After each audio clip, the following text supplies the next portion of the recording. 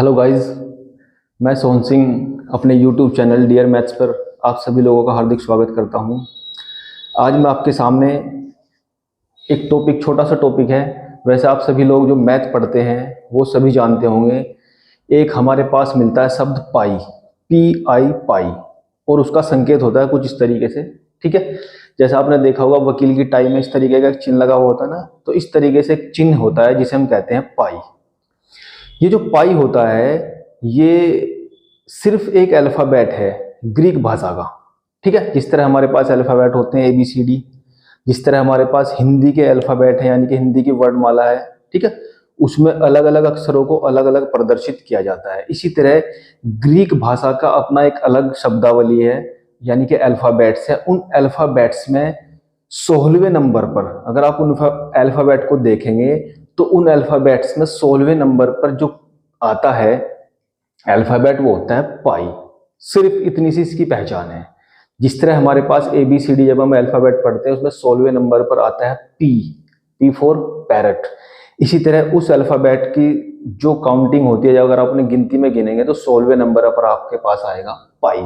बस इतनी सी इसकी पहचान थी, लेकिन इतनी सी पहचान के बावजूद ये मैथ के हर फॉर्मूले में आपको मिलता है। ठीक है, जिसकी वैल्यू हम हर जगह क्या पढ़ते हैं, पाई बराबर होता है 22/7। और जब हम 22 को 7 से डिवाइड करते हैं तो भैया इतनी बड़ी संख्या मिलती है जिसका कोई अंत नहीं है। ठीक है, सामने लिखा हुआ है। ये तो मैंने बहुत छोटा नंबर लिखा है, अगर इसे और आगे करता जाता ना तो कहीं भी ये समाप्त नहीं होगा। ठीक है, ये अनंत तक जाएगा। आज तक कोई भी गणितज्ञ इसकी कंप्लीट वैल्यू फाइंड नहीं कर पाया, इसलिए इस संख्या को हम कहते हैं अपरिमेय संख्या, इररेशनल नंबर। ठीक है, वैसे मैं इसके लिए अलग से टॉपिक भी बनाया है, उसे भी आप ध्यान से देख सकते हैं। यहाँ भी समझा देता हूँ दोबारा। इररेशनल नंबर, अपरिमेय संख्या आपके पास ये होती है। ठीक है, आज हम देखेंगे कि ये पाई की जो वैल्यू है ये होती क्या है, क्यों रखी है हमने 22/7। ठीक है, इसके लिए हमें थोड़ा सा अपने समय में बहुत पीछे जाना पड़ेगा, जब ये पाई आया था। ठीक है, पाई की हमें जरूरत क्यों पड़ी, कैसे ये मैथ के अंदर इन्वॉल्वमेंट हुआ है। क्लियर है? चलिए बढ़ते हैं। बहुत समय पीछे ले जाता हूं आपको, जब हमने पहिए की खोज की। जब हमें एक जगह से दूसरी जगह ट्रैवल करना पड़ता था तो उस ट्रैवल को करने के लिए पहले लोग पैदल चलते थे। ठीक है, फिर उसके बाद पहिए का आविष्कार हुआ, तो उस पहिए के आविष्कार ने हमारे जीवन को बहुत सरल बना दिया। और ये देखिए, मैंने आपके सामने एक पहिया बना दिया है। ठीक है, तो उस समय में ही जो पहिए का आविष्कार हुआ है तो उस पहिए से ही निकली है पाई। ठीक है, क्योंकि जब हम पहिए के बारे में देखते हैं तो पहिया देखने में बिल्कुल एकदम गोल नजर आता है। ठीक है, ये जो उस पहिए का गोल भाग है जिस पर हम ट्रेवल करते हैं, गोल अगर पाथ पे चलेंगे तो वो कहलाती है, देखिए ये जो गोल पाथ आपने बनाया है इस रचना को हम कहते हैं वर्त। क्या कहेंगे? सर्कल। ठीक है, सर्कल, और हिंदी में से बोलते हैं हम वर्त। ठीक है भाई, इस वर्त का एक बिंदु होता है बीच में। ठीक है, जहां पर इसका सेंटर होगा, इस सेंटर से ये जो परिधि बनती है, इस परिधि का जितने भी बिंदु उस परिधि के ऊपर होंगे वो सारे बिंदु उससे इक्वल डिस्टेंस पर होंगे, यानी कि बराबर दूरी पर रहेंगे। तो ये जो आकृति आपके सामने बनी है ये होती है वर्त। इस वर्त से ही हमें खोज मिली है पाई की। ठीक है, देखो मैंने आपके सामने लिखा है 22/7। इस 22/7 का मतलब क्या है, ये जो ऊपर का भाग है 22, ये वर्त की परिधि को डिनोट करता है। ठीक है, और जो नीचे इसके साथ लिखा है ये इसके डायमीटर यानी के व्यास को प्रदर्शित करता है। अब आप कहोगे कि परिधि और व्यास का क्या झंझट है, ये भी समझ में आएगा भैया। ये जो गोल पाथ इसका सर्कल का आपको नजर आ रहा है इसे कहते हैं इसकी परिधि। क्या कहते हैं भैया? परिधि। सी से हम इसे डिनोट करते हैं सर्कमफेरेंस।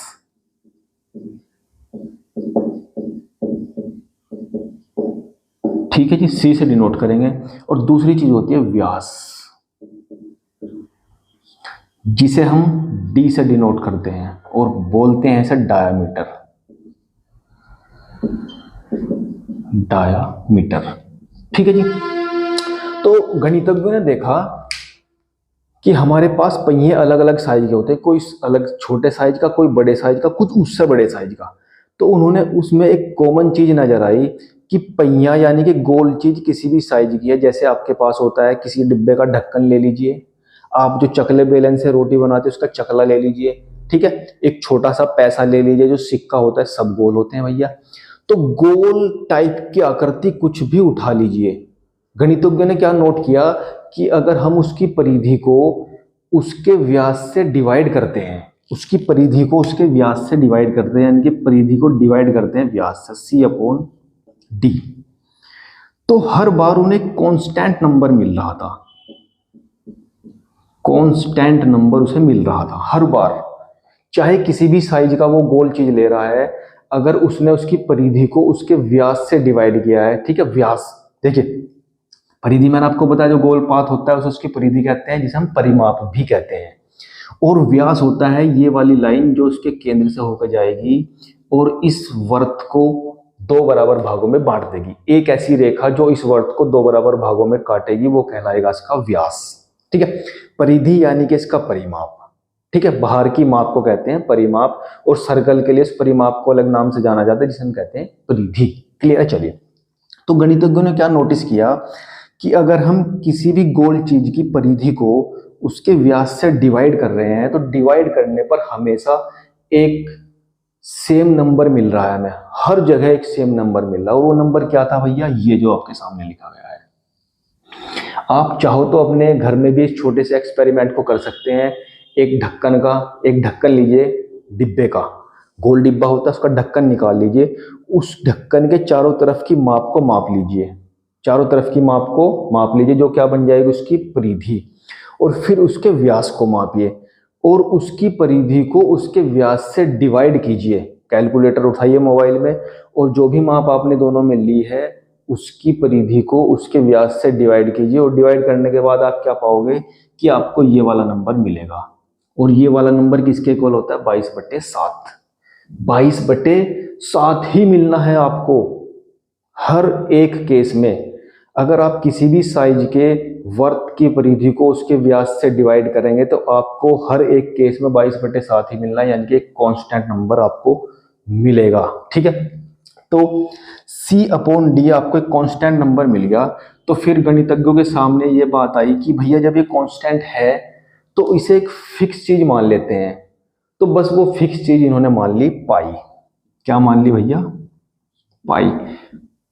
पाई को मानने का और कोई कारण नहीं है, बस ये उस लैंग्वेज में एक अल्फाबेट था, उस अल्फाबेट को इसने उठा लिया, और उठाने के बाद उसने मान लिया कि जो 22/7 होगा, जहां भी 22/7 मिलेगा वहां हम क्या लगा लेंगे, पाई लगा लेंगे। तो इस तरीके से खोज हुई है पाई की भैया, ठीक है। पाई की खोज का ये कारण था। थोड़ा सा आगे बढ़ते हैं। देखिए, जब हमने ये वर्त बनाया तो इस वर्त को बनाने के लिए हमें एक त्रिज्या की जरूरत पड़ती है जिसे हम आर से डिनोट करते हैं, ठीक है। एक नया फॉर्मूला निकलने वाला। अभी तो मैंने आपको पाई के बारे में बताया कि पाई आया कहाँ से है। अब हम इस पाई की हेल्प से एक नया फॉर्मूला बनाएंगे। देखिए, ये होती है त्रिज्या आर, और जो व्यास होता है वो त्रिज्या का डबल होता है। क्यों? क्योंकि व्यास एक ऐसी रेखा होती है जो सेंटर से होकर जाती है, तो इधर और इधर दोनों बराबर पार्ट होंगे, तो अगर ये आर है तो ये भी कितना होगा भैया, आर ही तो होगा, ठीक है। तो ये पूरा का पूरा क्या होगा, डी। देखिए, सी अपॉन डी, सी अपॉन डी कितना हो जाएगा, 2r, क्योंकि जो उसका डायमीटर है वर्त का वो त्रिज्या का डबल है। देखिए, r और r 2r हो गया, r और r कितना हो गया, 2r, यानी कि त्रिज्या का डबल हो चुका है। तो हम d की जगह पे क्या रख लेंगे, 2r रख लेंगे, वेरी इजीली। क्या रख लेंगे भैया, 2r रख लेंगे, ठीक। और ये किसके इक्वल है भैया, पाई के। ये तो हमने अभी प्रूफ कर ही लिया है ना। प्रूफ क्या, वो तो हमने माना है, वैसे जिस भी गणितज्ञ ने माना था हम उसे लेके चल रहे हैं भैया। तो C upon D equal to किसके था, पाई के, और यहाँ d की वैल्यू आपने क्या पुट कर ली, 2r। देखिए, नया फॉर्मूला आपके सामने आने वाला है। तो यहाँ से C इज इक्वल टू हो जाएगा 2r की क्रॉस मल्टीप्लाई करेंगे पाई में, तो पाई इंटू 2r, और यहाँ से फॉर्मूला बन गया 2πr। ये किसका फॉर्मूला आ गया भैया, C बराबर होगा 2πr। C बराबर 2πr, और C बराबर क्या था भैया आपके पास, परिधि किसकी, वर्त की, ठीक है। जिस वर्त के बारे में आप अब तक पढ़ते आ रहे थे वो वर्त है जिसका डायमीटर था आपके पास 2r, और उसकी परिधि उसकी हेल्प से क्या बन गई है 2πr। ठीक है, तो यहां से भैया आपके पास ये फॉर्मूला आया है किसका, वर्त की परिधि का। क्लियर है भैया। तो इस तरीके से आपने भैया पाई की खोज की है। बहुत ही सिंपल ये पाई की खोज हो चुकी है। इसी के आधार पर आप देखिए, जो आपने पाई की खोज की है, पाई दरअसल एक सर्कल की खोज थी। अब सर्कल के आधार पर हमें देखेंगे जितनी भी संसार में गोल चीजें हैं, ध्यान से सुन लेना, जितनी भी गोल चीजें आपको मिलेंगी अगर वो वर्त की शेप में है तो समझो उसके फॉर्मूले में पाई को आ जाना है। पाई तो इन्वॉल्व होना ही होना है उसमें। देखिए उदाहरण ले लीजिए, जैसा आपने एक बेलन लिया है जिसे हम सिलेंडर कहते हैं, उसका जो नीचे का आधार होता है वो गोल होता है। इसका मतलब जितने भी सिलेंडर के फॉर्मूले होंगे उनमें पाई आना है। क्यों? क्योंकि उसमें गोल इन्वॉल्व हो गया। जहां गोल चीज आएगी वहां पर पाई अपने आप घुस जाएगा। ठीक है, बेझिझक घुसेगा। क्यों? क्योंकि पाई का मतलब ही गोल है, गोल चीजों में पाई अपने आप पहुंच जाएगा। आपने सिलेंडर लिया, इसके बाद आप एक शंकु ले लीजिए, यानी कि कोण, कोण का जो नीचे का आधार जोकर की टोपी होती है ना, तो अगर आप उसका नीचे का आधार देखेंगे वो भी गोल होता है। इसका मतलब शंकु के फॉर्मूले में भी आपको क्या मिलेगा, पाई मिलेगा। ठीक है, आप ले लीजिए स्फेयर, यानी कि गोला, बिल्कुल गोल होता है, किधर से भी मापेंगे गोल ही मिलेगा आपको हर जगह से। इसका मतलब उसके फॉर्मूले में भी आपको क्या मिलेगा, पाई मिलेगा। तो भैया मेरे भाई ये था पाई। ठीक है, तो इस आशा और उम्मीद करता हूँ कि आपको ये पसंद आएगा। चलिए धन्यवाद।